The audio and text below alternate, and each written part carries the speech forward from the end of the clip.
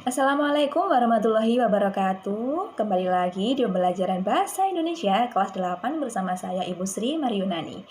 Sebelum kita memulai pembelajaran pada pertemuan kali ini, alangkah lebih baiknya kalau kita awali dulu dengan kegiatan berdoa. Berdoa dipersilahkan. Berdoa selesai. Baik, kali ini kita akan melanjutkan pembelajaran kita tentang teks berita. Jika pada pertemuan sebelumnya kita sudah belajar tentang bagaimana menyimpulkan isi dari teks berita, maka pada pertemuan kali ini akan kita lanjutkan dengan menelaah struktur dan kebahasaan teks berita. Kompetensi dasar kita pada pertemuan kali ini adalah 3.2, yaitu menelaah struktur dan kebahasaan teks berita, membanggakan dan memotivasi yang didengar dan dibaca. Indikator pencapaian kompetensi kita pada pertemuan kali ini adalah 3.2.1, merinci bagian-bagian struktur teks berita, membanggakan dan memotivasi yang didengar dan dibaca. 3.2.2, menelaah kebahasaan teks berita, membanggakan dan memotivasi yang didengar dan dibaca. Tujuan pembelajaran kita pada pertemuan kali ini adalah 1. Setelah mencermati materi PowerPoint tentang telaah struktur dan kebahasaan teks berita yang dikirim guru melalui WA Group, peserta didik mampu merinci bagian-bagian struktur teks berita. Yang kedua, setelah mengamati materi PowerPoint dan contoh permodelan telaah kebahasaan teks berita yang dikirim guru melalui WA Group, peserta didik mampu menelaah kebahasaan teks berita. Baik, selanjutnya kita akan membahas struktur teks berita. Struktur teks berita ini bentuknya seperti piramida terbalik. Jadi, informasi yang diberikan itu di paragraf-paragraf awal sifatnya luas, kemudian semakin lama semakin menyempit atau mengerucut. Struktur yang pertama diawali dengan judul berita, kepala berita, tubuh berita, dan ekor berita. Kita bahas satu persatu ya. Yang pertama, kepala berita. Pada kepala berita ditulis informasi-informasi paling penting. Biasanya memuat jawaban pertanyaan apa, kapan, siapa, dan di mana. Kepala berita dimaksudkan untuk menangkap perhatian dan menarik pembaca berita itu. Kepala berita biasanya ditemukan di paragraf awal dalam sebuah teks berita. Kemudian yang kedua adalah tubuh berita.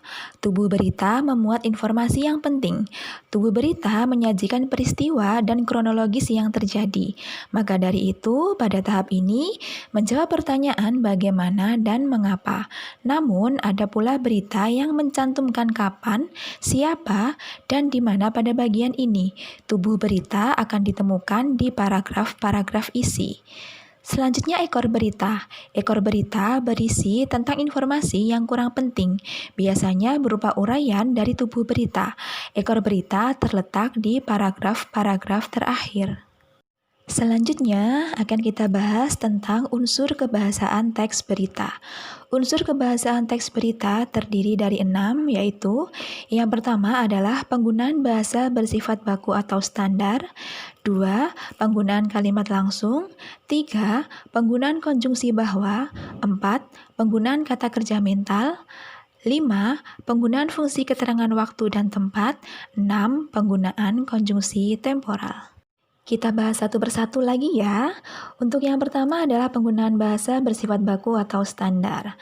Bahasa yang digunakan dalam teks berita harus baku atau sesuai standar bahasa Indonesia.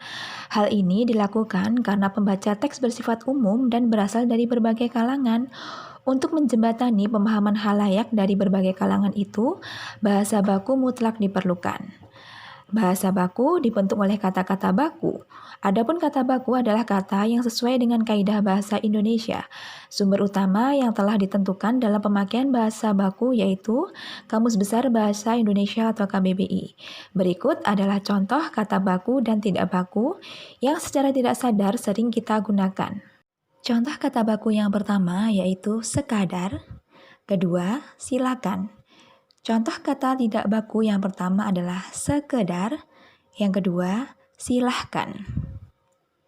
Kemudian kita lanjutkan untuk yang kedua yaitu penggunaan kalimat langsung. Kalimat langsung merupakan kalimat yang berubah hasil kutipan langsung dari pembicara atau narasumber dengan cara menulis apapun yang dikatakan oleh narasumber tanpa ada pengubahan. Adapun ciri-ciri kalimat langsung adalah sebagai berikut. 1. Penulisan kalimat langsung ditandai dengan tanda petik ganda. 2. Huruf pertama pada kalimat yang dipetik menggunakan huruf kapital. 3. Kalimat petikan dan kalimat pengiring dipisahkan dengan tanda baca koma. 4. Kalimat langsung yang berupa dialog berurutan harus menggunakan tanda baca titik 2 di depan kalimat langsung. Yang ketiga adalah penggunaan konjungsi bahwa. Penggunaan konjungsi bahwa berfungsi sebagai penerang kata yang diikutinya. Hal itu terkait dengan pengubahan bentuk kalimat langsung menjadi kalimat tidak langsung. Contoh 1. Sejumlah staf Atpel Manado mengatakan bahwa kepala Atpel Manado sudah pulang. 2. Aryana mengatakan bahwa ibunya pingsan dan tidak ada satu orang pun di rumah yang bisa membawanya ke rumah sakit. 4. Penggunaan kata kerja mental. Kata kerja mental adalah kata kerja yang menerangkan aktivitas mengindrai, berpikir, atau merasa. Perhatikan contoh berikut. 1. Pemerintah harus melihat kondisi ekonomi masyarakat Indonesia secara real. Kata melihat dalam kalimat ini menunjukkan proses mengindrai dengan indera penglihatan. 2. Saya mengerti bahwa kondisi perekonomian Indonesia saat ini dipengaruhi oleh merosotnya nilai tukar rupiah. Kata mengerti menunjukkan aktivitas proses memahami atau berpikir. 3. Masyarakat Indonesia khawatir dengan kondisi perekonomian Indonesia saat ini. Kata khawatir dalam kalimat ini menunjukkan proses merasa. 5. Yaitu penggunaan fungsi keterangan waktu dan tempat. Keterangan waktu dan tempat merupakan kelengkapan suatu berita yang berhubungan dengan waktu dan tempat terjadinya peristiwa. Contoh, 1. Evakuasi para korban sudah dimulai sejak pukul 7 pagi tadi. 2. Sebulan menjelang Lebaran, tiket kereta api dengan daerah Jawa Timur dan Jawa Tengah telah terjual habis. 3. Minggu 27 September 2020 siang, terjadi kemacetan parah di sekitar alun-alun Kota Batu. Terakhir yang keenam yaitu penggunaan konjungsi temporal. Konjungsi temporal adalah konjungsi atau kata hubung yang menunjukkan waktu seperti sejak, awalnya, akhirnya, setelah, dan lain-lain. Konjungsi ini juga menunjukkan kronologi atau urutan-urutan kejadian. Contoh, 1. Hujan yang turun sejak pukul 5 dini hari tadi telah menimbulkan banjir yang cukup besar di daerah Tanah Grogot. 2. Setelah mobil sedan tersebut oleng ke kanan dan menabrak pembatas jalan, mobil sedan dengan plat nomor BZ007ED akhirnya jatuh ke jurang. Warga yang mengetahui kejadian itu langsung menghubungi pihak polisi sehingga proses evakuasi dapat segera dilaksanakan.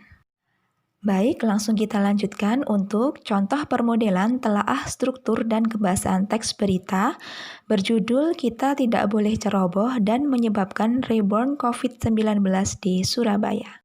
Dalam contoh permodelan struktur teks berita berikut, bisa diamati bahwa di bagian kepala berita terdiri dari satu paragraf pertama yang berisi informasi penting dari sebuah berita.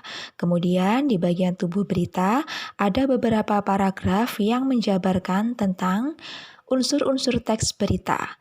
Di bagian ekor berita terdapat satu paragraf di mana paragraf tersebut berisi informasi yang kurang penting.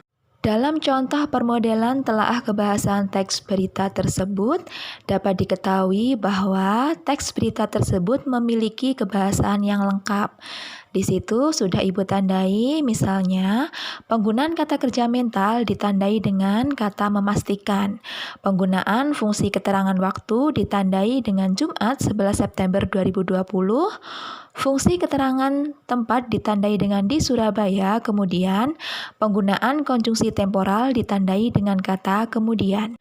Nah, untuk penyampaian materi kita sudah selesai. Selanjutnya, silakan kalian kerjakan LKPD yang sudah Ibu kirimkan melalui WA Group. Nah, demikian tadi pembahasan kita tentang menelaah struktur dan kebahasaan teks berita. Untuk pertemuan selanjutnya, tolong anak-anak mempelajari materi tentang menulis teks berita secara tertulis ya. Tetap semangat belajar daring, jangan lupa jaga kesehatan, tetap patuhi protokol kesehatan COVID-19 agar kita bisa segera belajar bersama secara luring. Semoga apa yang Ibu sampaikan pada pertemuan kali ini bermanfaat. Terima kasih. Wassalamualaikum warahmatullahi wabarakatuh.